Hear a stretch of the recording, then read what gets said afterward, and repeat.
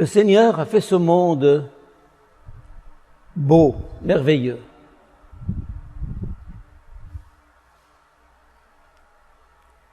Le monde est un grand jardin, où, à la lumière des lectures d'aujourd'hui, c'est une vigne, si vous voulez, un beau domaine, comme nous en connaissons. Et il nous l'a donné en nous disant, allez-y, gérez cette vigne, produisez du fruit, développez, cette terre est à vous, cette terre est à vous. Dès la première page de la Bible, le Seigneur dit à Adam, cette terre est à toi. Et le paradis terrestre n'est autre justement que cette terre si merveilleuse.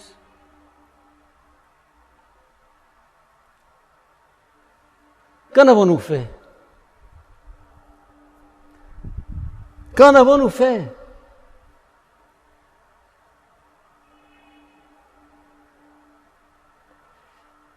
Quand on voit ce qui se passe au Moyen-Orient, de la Libye jusqu'à l'Irak,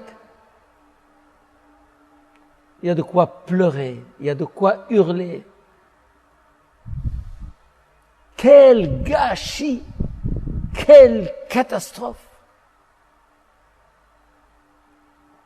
Des pays prospères, aux mains de dictateurs, bien sûr.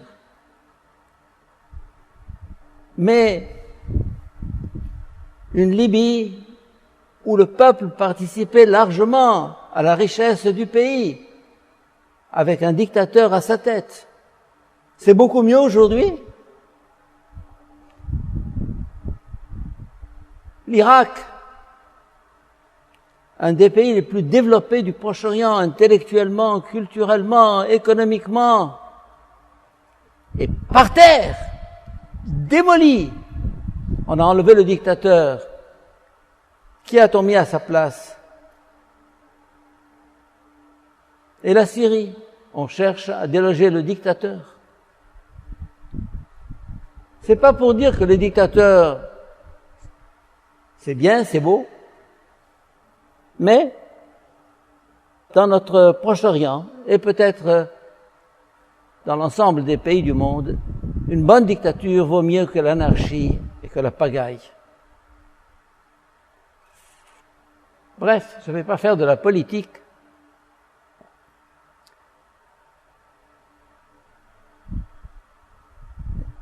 En Europe, ça ne va pas beaucoup mieux. Cette Europe construite pendant des siècles,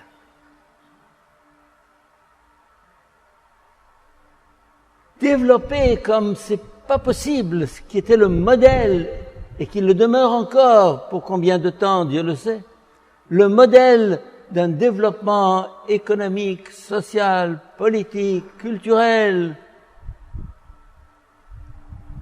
L'Europe est en train de s'écrouler sous nos yeux, aujourd'hui. Et puis ce sera le tour du Canada et des États-Unis.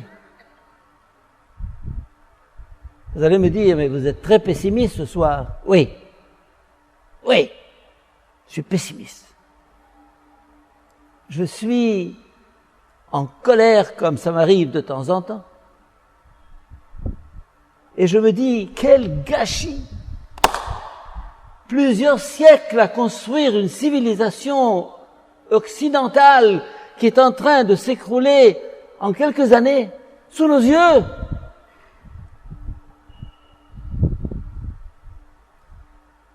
Des siècles pour construire des pays du Proche-Orient, tout ça en quelques années, c'est par terre, démoli. Quel gâchis! Et vous croyez que Dieu n'est pas atteint par tout ça? Vous croyez que Dieu qui a fait ce monde, qui nous l'a confié, qui a aidé ces générations à construire leur pays, leur culture, leur société, vous croyez qu'il reste passif devant ça? J'imagine Dieu là-haut, s'il est là-haut. Dieu, contemplant ce spectacle en se disant, mon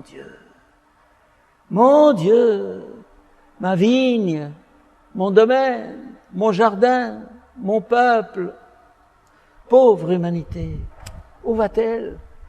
Où va-t-elle? Où allons-nous? S'il ne s'agissait que de destruction, mais il s'agit de centaines de milliers de morts partout. Mais il s'agit de l'effondrement d'une civilisation. Je vous disais il y a 1 ou 2 semaines, rien n'est jamais gagné, rien n'est jamais perdu, rien n'est jamais acquis. C'est le fameux poème d'Aragon, rien n'est jamais acquis à l'homme, ni sa force, ni son amour, ni quoi que ce soit. On disait l'Europe, on disait l'Occident. Dans 10 ans, vous verrez ce qui en restera. Pourquoi? Pourquoi? Vous avez écouté l'évangile d'aujourd'hui, la clé de voûte, la pierre, pas l'évangile, si, la clé de voûte, la pierre angulaire. La pierre rejetée par les bâtisseurs est devenue la pierre d'angle. La pierre rejetée par les bâtisseurs est devenue la pierre d'angle. Cette pierre qui maintenait l'Europe, et quand l'Europe a décidé qu'elle n'avait rien à faire avec le christianisme, avec le judéo-christianisme, qu'il n'était pas dans leur héritage, vous voyez ce qu'elle est en train de devenir l'Europe.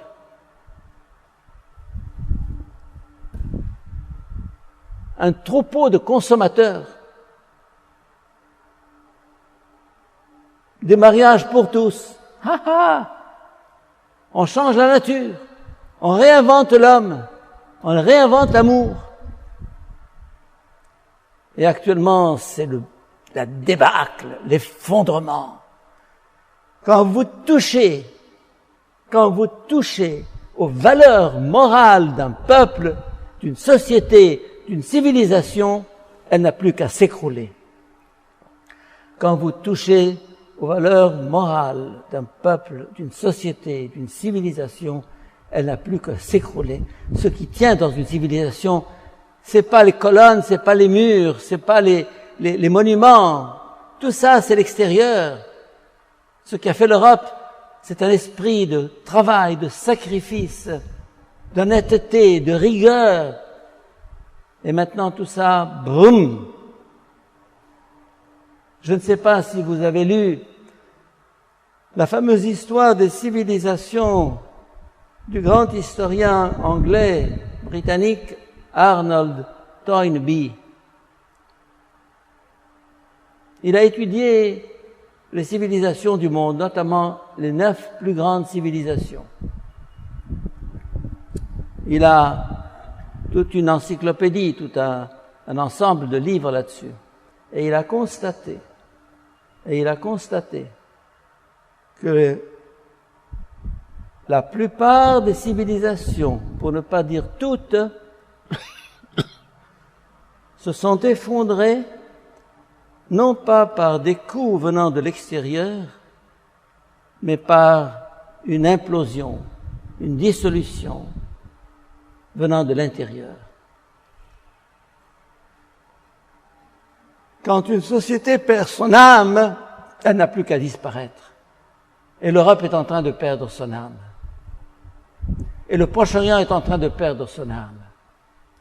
Quand on fait d'une religion une idéologie, et qui plus est une idéologie meurtrière, eh bien, où va-t-on? La religion qui est censée apporter un sens à la vie, des valeurs à l'humanité, quand elle se dévalue en un appel au meurtre et au carnage, elle aussi n'a plus qu'à disparaître. Vous allez me dire, vous êtes pessimiste. Pessimiste par rapport au monde arabe, pessimiste par rapport au monde occidental. Vous allez me dire, alors qu'est-ce que c'est? Retournez aux valeurs, retourner à l'âme, retourner à l'esprit. Oui, c'est le judéo-christianisme qui a construit, avec d'autres éléments bien sûr, l'Europe, l'Occident. Vous le reniez, vous le niez, mais c'est nier l'évidence. Honte! Il y a 10 ans, j'écrivais un article dans une revue de Genève, Europe, prends garde de perdre ton âme. Europe, prends garde de perdre ton âme. Aujourd'hui, c'est fait. C'est fait. Et avec l'âme, cette civilisation va s'écrouler. On la voit lentement s'effriter. Ça continue et ça continuera. Quel est le remède? Quelle est la réponse? L'Évangile. La parole de Jésus, l'enseignement de Jésus, le commandement de l'amour. On veut balayer tout ça. Et à la place de ça, on vous met des grands slogans. La gauche libérale, mai 68, la liberté, le droit de bricoler un autre monde. On voit ce que ça donne.